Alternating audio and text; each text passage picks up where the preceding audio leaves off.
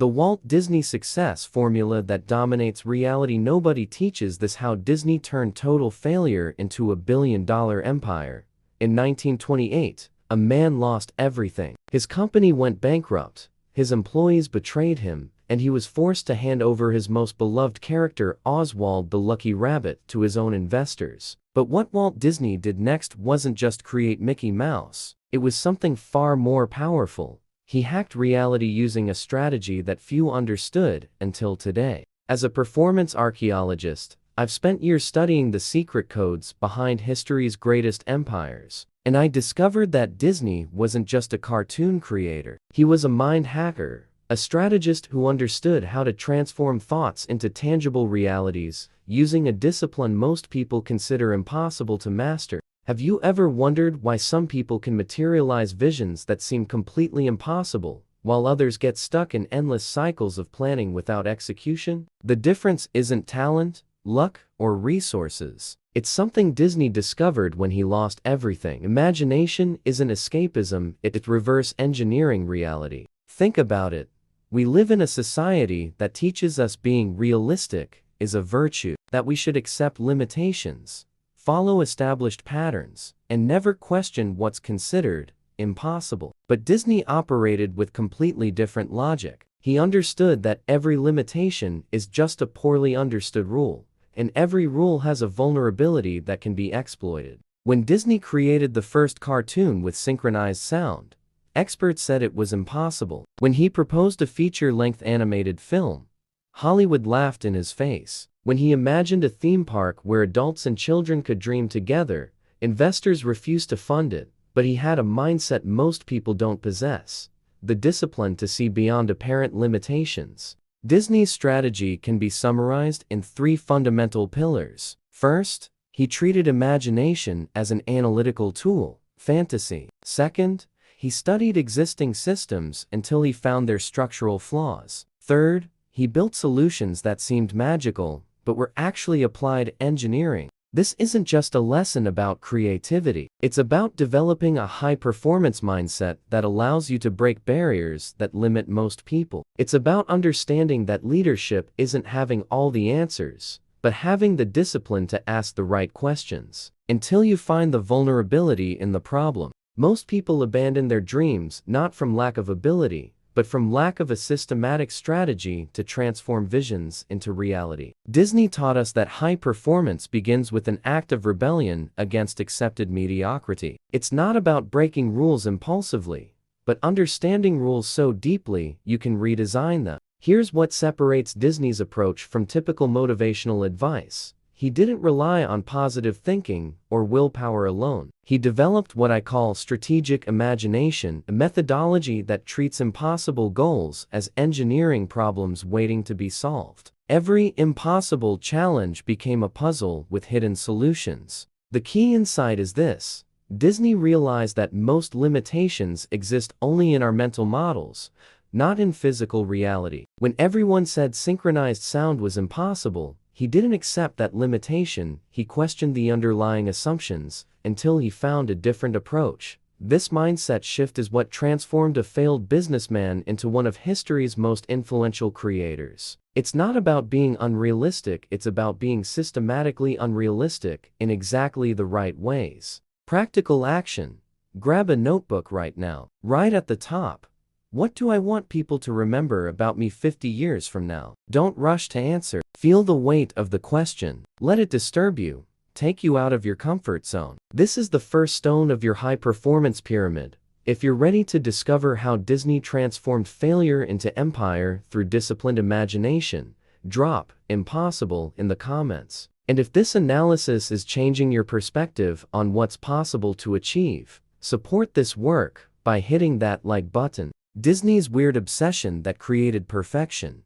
Disney had a bizarre ritual. Every Sunday, he would walk through his parks for 6 straight hours, observing every detail: the height of plants, the shine of handrails, even the sound of people's footsteps on the floor. His employees thought he was being too obsessive. But what they didn't understand is that Disney had discovered the most powerful secret of high performance. Perfection isn't a result, it's a system. As an investigator of the strategies behind humanity's greatest successes, I found a disturbing pattern. While most people seek quick results and superficial solutions, true innovators operate with a completely opposite mindset. They're obsessed with details that seem irrelevant to everyone else. Disney didn't just create movies or parks. He architected experiences that penetrated human psychology so deeply they transformed ordinary people into fanatic fans for decades. And the key to this transformation was hidden in something most consider wasted time: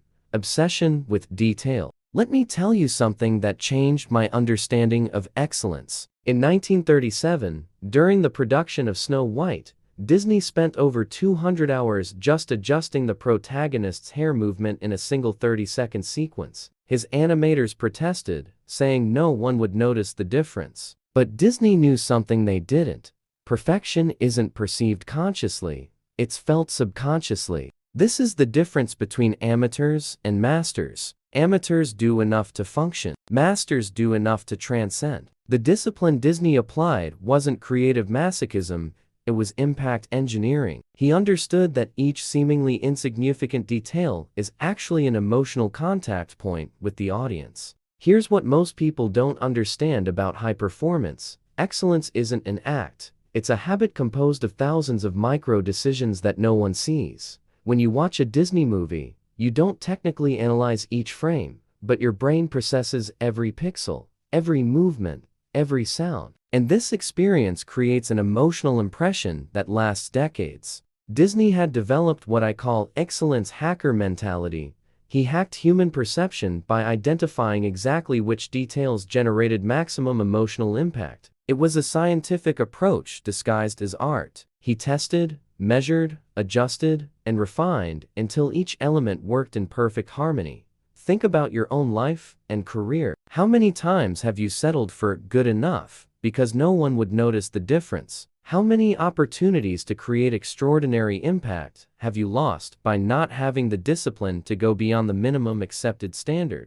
Disney's strategy for detail obsession followed a specific methodology. First, he identified what emotion he wanted to generate in the audience. Second, he mapped all contact points that influenced that emotion. Third, he optimized each point until it worked in perfect synergy with the others. This mentality doesn't just apply to artistic creation. It works for any area where you want to generate extraordinary results: business, relationships, personal development. The difference between mediocre performance and high performance is always hidden in details most people ignore. Here's the brutal truth: we live in a good enough culture where mediocrity is not just accepted, but celebrated. Disney operated in direct opposition to this culture. He understood that extraordinary results come from extraordinary standards, and extraordinary standards require extraordinary attention to what others consider unimportant. The compound effect of this approach is staggering. When you consistently apply excellence to details others ignore,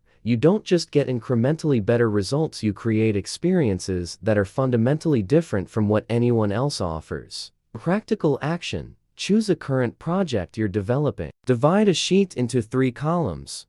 What's acceptable? What's excellent? What do I need to do to go from acceptable to excellent? Fill each column with brutal honesty. This exercise will reveal exactly where you're leaving potential on the table. If you recognize that your high performance is limited by lack of obsession with details, comment details below. And if this analysis is revealing opportunities you didn't see before, show support by liking this content.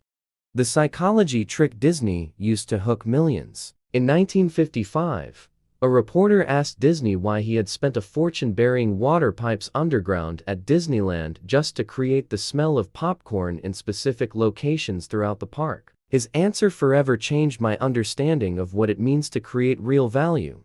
I don't sell popcorn. I sell the childhood memory that popcorn awakens. As an archaeologist of the strategies that built history's greatest legacies, I discovered there's a fundamental difference between professionals who sell products and masters who create realities. Disney wasn't in the entertainment business, he was in the emotional architecture business. This discovery led me to deeper investigation into how extraordinary minds operate. And what I found was disturbing. While most people focus on delivering what they promised, true innovators focus on delivering what the audience didn't even know they wanted to feel. Disney had discovered something few understood at the time, and most still ignore today. Experiences aren't consumed, they're lived. And lived experiences become memories. And memories become identity. He wasn't creating temporary entertainment, he was sculpting the emotional identity of entire generations. Let me reveal Disney's most sophisticated strategy,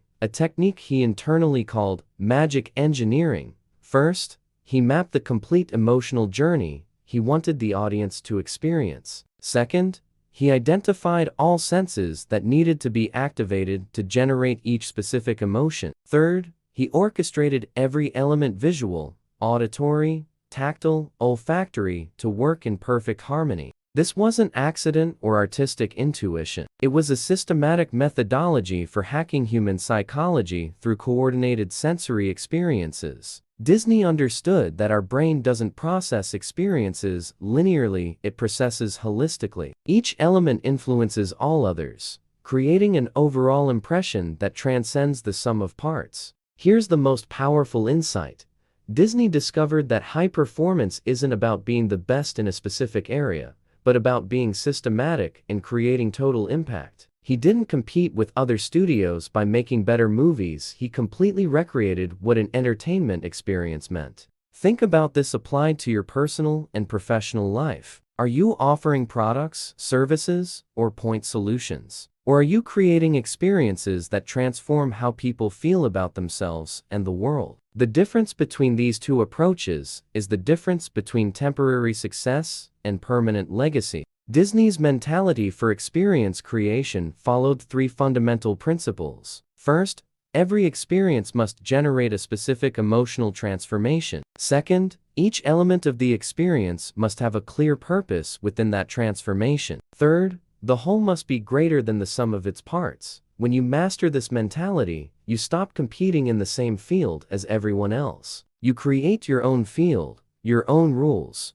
your own standard of excellence. You become not just a competent professional, but a reality creator. The business implications are staggering. Companies that sell products compete on price and features. Companies that create experiences compete on emotional transformation. Guess which ones build sustainable competitive advantages and command premium pricing? This isn't just about business, it applies to every area of life. Are you just fulfilling your role as a parent, spouse, friend, or colleague? Or are you creating experiences that transform how people feel when they interact with you? Practical action. Identify the most important experience you deliver at work, in relationships, in personal projects. Now answer, what emotional transformation do I want to generate in the other person? Then, what elements can I orchestrate to ensure this transformation happens? Document your answers. This is the foundation of your experience creation strategy. If you're realizing you need to evolve from delivering products to creating transformative experiences, drop "experience" in the comments. And if this perspective is expanding your vision of what's possible to create, show support by liking this video. Why Disney still dominates 60 years after his death. December 1966. Walt Disney is in the hospital, in his final days of life. But instead of accepting the end, he did something extraordinary. He took a map of the ceiling and began drawing plans for Disney World, a project he knew he would never see completed. When asked why, he replied, "Because legacies aren't built for those who create them, they're built through those who create them." As an investigator of the forces that transform individual visions into movements that cross generations, I discovered something that completely changed my understanding of what true high performance means. Disney wasn't building a business, he was engineering immortality through systematic discipline. Here's what most people don't understand about legacy. It's not the result of what you accumulate, but the manifestation of who you become during the creation process. Disney understood this in a way few can capture. He knew his true masterpiece wasn't the movies, parks, or characters, it was the thinking system that made all of this possible. Let me reveal the deepest discovery I made studying Disney's mentality. He had developed what I call systematic immortality. It wasn't about leaving products that would last forever, but creating thought processes that could be replicated, amplified, and evolved by other people long after his death. Think about it. How many billionaire empires in history disintegrated when their creators died? How many revolutions became irrelevant a decade later? But Disney didn't just survive, it became more powerful, more influential, more innovative in the decades following its founder's death. The secret was in how Disney architected his legacy. He didn't create dependence on his individual genius, he created a system that multiplied genius. He didn't train people to follow his instructions, he trained people to think like he thought. He didn't leave finished products, he left methodologies for infinite creation. This is the difference between leaders who build businesses and visionaries who build movements. Disney understood that individual high performance only becomes legacy when it transforms into collective high performance. He hacked continuity by creating something bigger than himself. Here's the most powerful lesson for your life.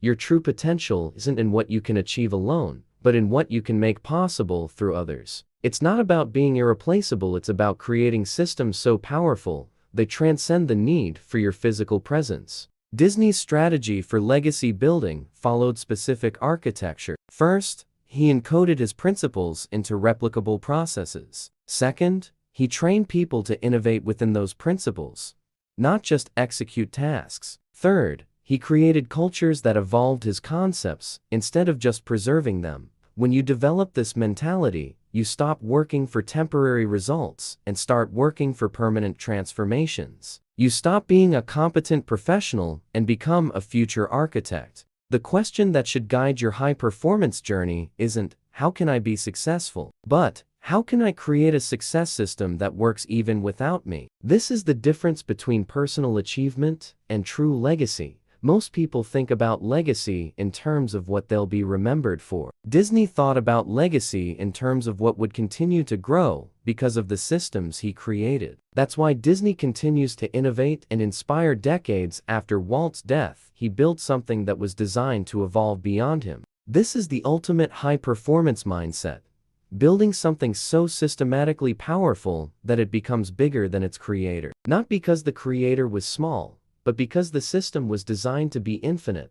Practical action. Close your eyes and imagine yourself at 80, looking back. What thinking system, what methodology, what principles would you like to have created and transmitted? Write a letter from your future self to your present self, explaining what legacy is worth building. Keep this letter and reread it monthly. If you're ready to evolve from seeking personal success to architecting systematic legacy, comment legacy below. And if this journey through Disney's mentality has expanded your vision of what's possible to build, show support by liking and sharing this content with someone who needs this perspective. This analysis is part of our expedition as success archaeologists, where we unearth the secret codes behind humanity's greatest legacies. Continue with us on this journey of discovery.